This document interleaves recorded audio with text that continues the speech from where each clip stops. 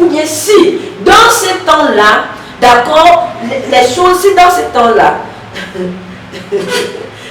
si dans ces temps-là, quelqu'un pouvait avoir la révélation sur le fait que Dieu doit t'attester, je ne peux pas comprendre que dans l'ère de la manifestation du Saint-Esprit de Dieu, que quelqu'un ne puisse pas se tourner pour demander à Dieu, qu'est-ce que tu dis de cette déclaration qui m'a été faite? Il faut à un moment donné peser les enseignements qu'on reçoit. Même si c'est moi, ce que je suis en train de t'enseigner avec papa, il faut aller le peser avec la parole. C'est-à-dire que pèse ça. Amen. Donc c'est cela dont il est question. Alors, le mauvais choix de conjoint, vous voyez, parce que quand une personne a reçu un tel enseignement, mais tu es déjà à 100%, tu rentres dans le mauvais choix. C'est un boulevard pour entrer dans le mauvais choix de conjoint. C'est un boulevard comme ça. Je ne sais pas si tu as quelque chose à dire. C'est un boulevard pour le mauvais choix de conjoint. Ça veut dire qu'on se marie en désordre à l'église. On ne demande pas la vie de Dieu. Donc vous comprenez pourquoi les chrétiens souffrent dans leur foyer. Il y a l'infiltration, l'ivrée qui a été, comment je vais dire, qui s'est faufilée dans le champ de Dieu qu'est l'église. Et ça a produit les drames auxquels nous assistons. Donc il est dit ici dans Matthieu 7, verset 24 à 28 et dans le psaume 127 que quiconque veut entreprendre quelque chose et ne s'assure pas que Dieu soit la base, comment je vais dire, il est déjà en échec. Même depuis le départ, il est déjà en échec. Le mauvais choix de conjoint. Nous avons dit hier les effets néfastes. Et nous avons pris des exemples dans la Bible de ceux qui ont fait des mauvais choix de conjoint et qui ont eu leur vie écourtée, qui ont vu leur vie être écourtée sur la terre, d'autres qui ont eu des destinées brisées, tels que Salomon, Samson, et qui est même mort finalement.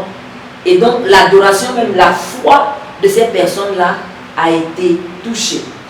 La foi, donc votre adoration est impactée, vraiment impactée négativement parce que vous vous êtes trompé de partenaire.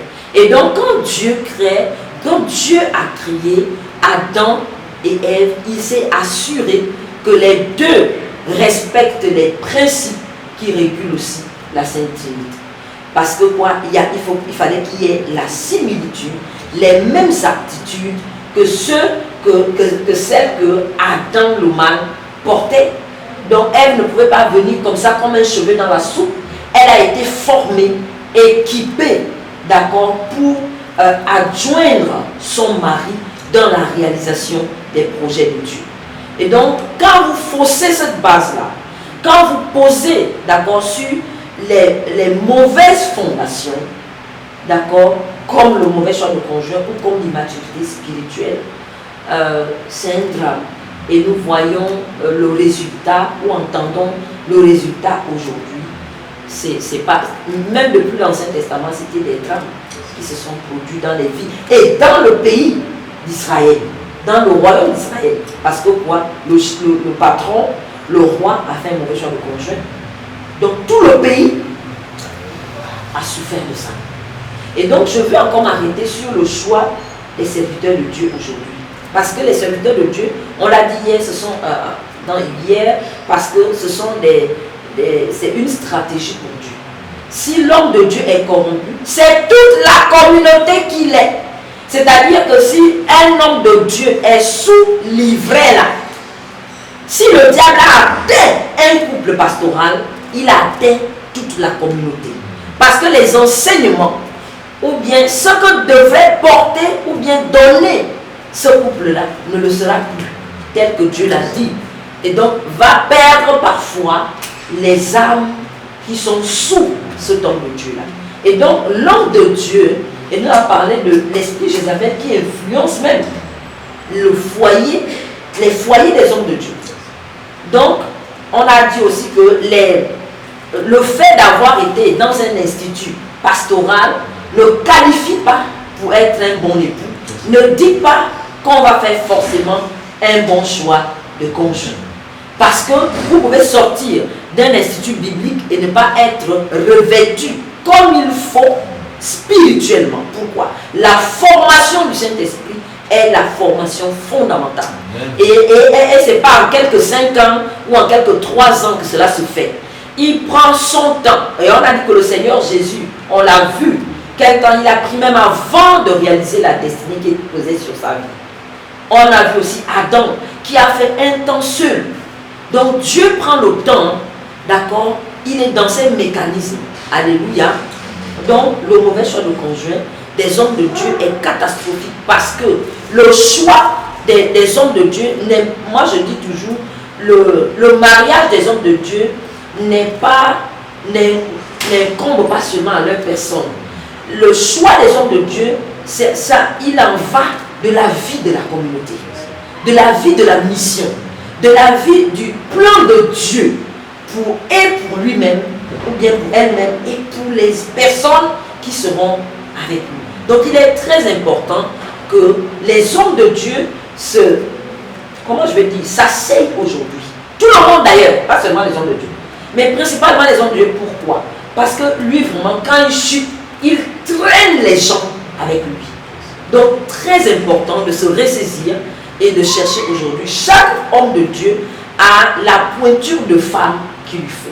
Chaque femme de Dieu a la pointure d'homme qui lui correspond. Dès lors qu'on commence à voir qu'un homme de Dieu accomplit une mission, il est souvent seul. Moi, j'ai vu un homme de Dieu anglophone. Quand je vois tous les autres avec leurs femmes. Mais lui, je n'ai jamais vu sa femme. Même dans les conférences, on parle de sa femme comme ça. Mais moi, je n'ai jamais vu dans les vidéos que la femme est assise à côté. Ou bien qu'aujourd'hui, c'est elle qui prêche. Aujourd'hui, et on montre que c'est la femme de tel. Est-ce que tu vois? C'est pas bien. C'est pas bien. Ça donne quelle impression pour ceux qui suivent? Et donc, l'homme de Dieu est ce personnage-là qui est très important aussi pour l'accomplissement même des desseins de ce que Dieu lui confie. Et donc, il faut prendre le temps, d'accord? Il faut prendre le temps de demander à Dieu, de chercher les voies du Seigneur. Est-ce que c'est le temps? Est-ce que c'est le temps pour moi de me marier? Est-ce que je suis suffisamment mûr pour me marier? Est-ce que c'est la période? Est-ce que j'ai reçu le bon enseignement ou bien les bonnes orientations pour pouvoir bâtir mon union? Donc les hommes de Dieu, nous vous en supplions, faites attention. Aujourd'hui, Dieu est en train de relever d'antiques décombres et restaurer les anciennes ruines.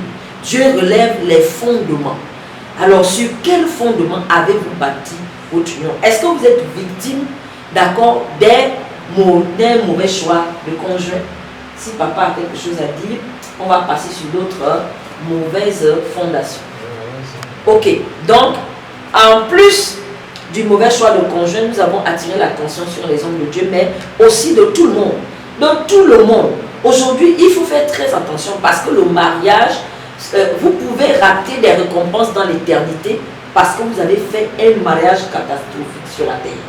Vous pouvez, vous pouvez rater des récompenses dans l'éternité parce que vous avez raté votre mariage sur la terre. Vous avez manqué, ou bien vous n'avez pas su administrer votre foyer sur la terre. Donc c'est cela.